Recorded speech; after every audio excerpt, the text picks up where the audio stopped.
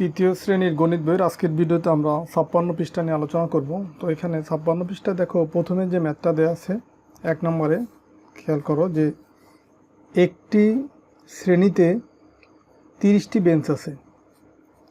30টি bench আছে, প্রতি বেঞ্চে 4 জন করে শিক্ষার্থী বসতে পারে। তাহলে 30টি বেঞ্চে কতজন শিক্ষার্থী বসতে পারে?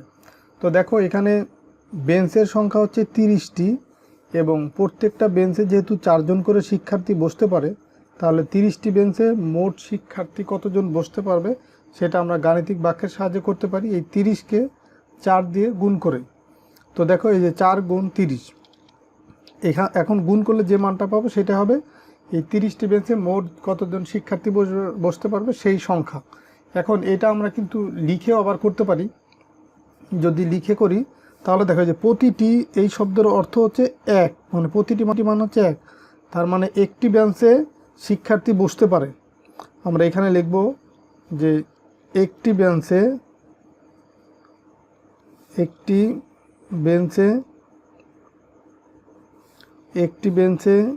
শিক্ষার্থী বসতে পারে। একটি বেঞ্চে শিক্ষার্থী বসতে পারছে কতজন? 4 জন। তো সুতরাং এই মোট বেঞ্চের সংখ্যা কয়টি? 30টি, তার মানে 30টি বেঞ্চে শিক্ষার্থী বসতে পারে। দেখো একটি বেঞ্চে যদি 4 জন বসে, 30টি বেঞ্চে বসতে পারবে আরও অবশ্যই বেশি। আর বেশি হলে সবসময় এইভাবে লিখে করলে গুণ করতে হয়, বেশি হলে গুণ, কম হলে ভাগ।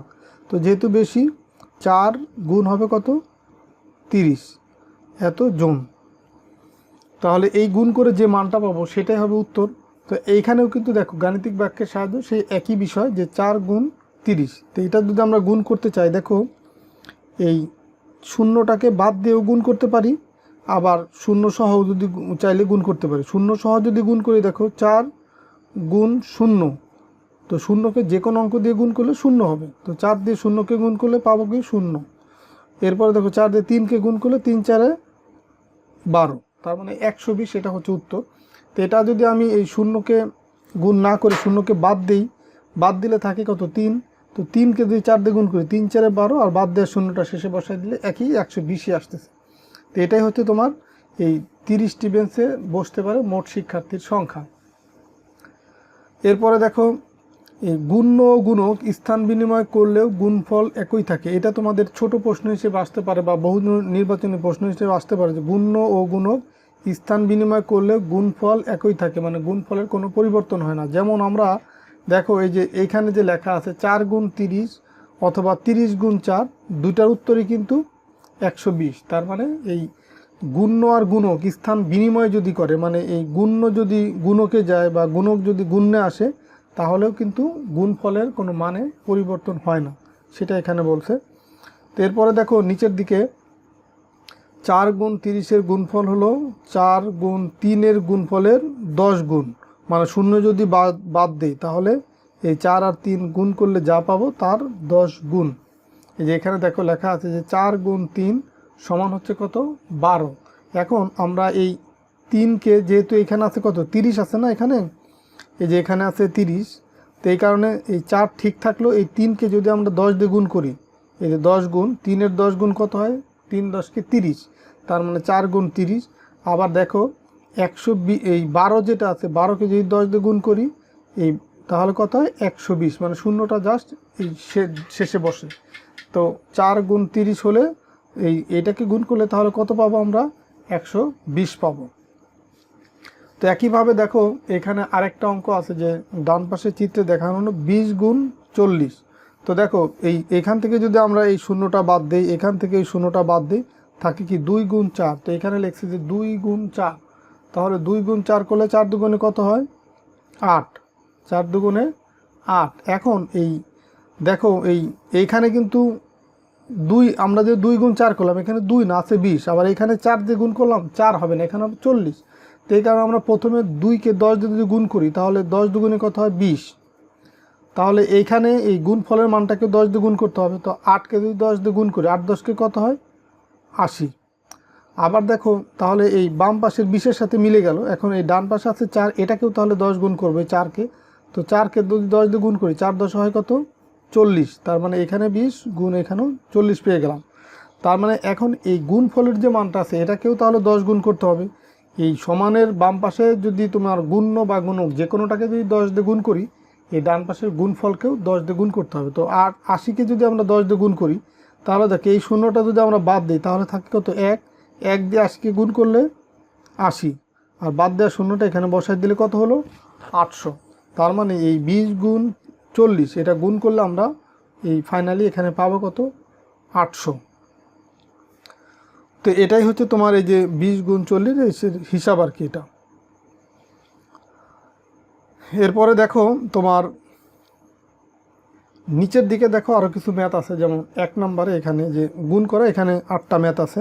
তো এখানে যদি আমরা এই 3 দিয়ে 20কে গুণ করি, এই শূন্যটাকে বাদ দিলে এখানে থাকে কত? শুধু 2। তো 3 দিয়ে 2কে গুণ করলে কত হবে? 3 দুগুণই 6, আর বাদ দেওয়া শূন্যটা বসাই দিলাম। তার মানে 20কে 3 দিয়ে গুণ করলে 3 20-এ 60। আবার যদি আমরা এই 40কে গুণ করি, এখানেও শূন্য আছে, শূন্যটাকে বাদ দিলে থাকে শুধু 4। 4 দিয়ে 7কে গুণ করলে 4 7টা কত? 28, আর বাদ দেওয়া শূন্যটা এই যে বসাই দিলাম শেষে 280। 3 নম্বরে দেখো এখানেও আছে লাস্টে শূন্য, এই শূন্যটাকে যদি আমরা বাদ দিই এখানে থাকে কি 6। 6 দিয়ে 8কে গুণ করলে 6টা 48, বাদ দেওয়া শূন্যটা শেষে বসাই দিলাম। তাহলে কত পেলাম? 480। তো এরপরে দেখো 4 নম্বর যে শেষের যে ম্যাথটা, এটাকেও যদি আমরা গুণ করি, এই শূন্যটাকে বাদ দিলে এখানে থাকে 5।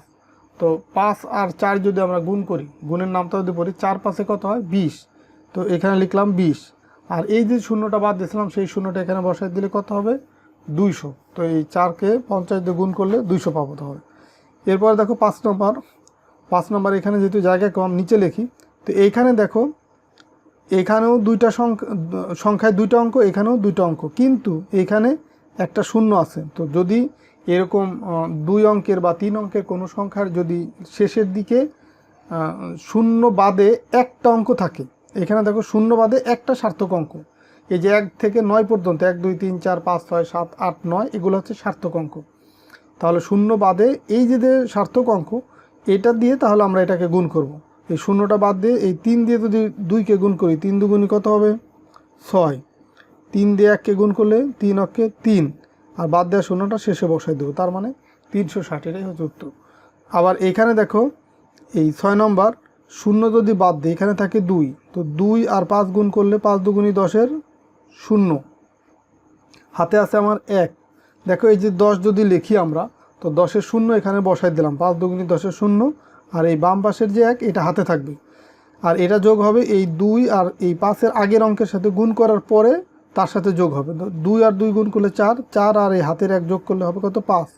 তার মানে দেখো এখানে পেলাম 50, আর এই যে শূন্যটা বাদ দিয়েছিলাম সেটা এখানে বসাই দেবো, তাহলে 500, এটাই হচ্ছে উত্তর।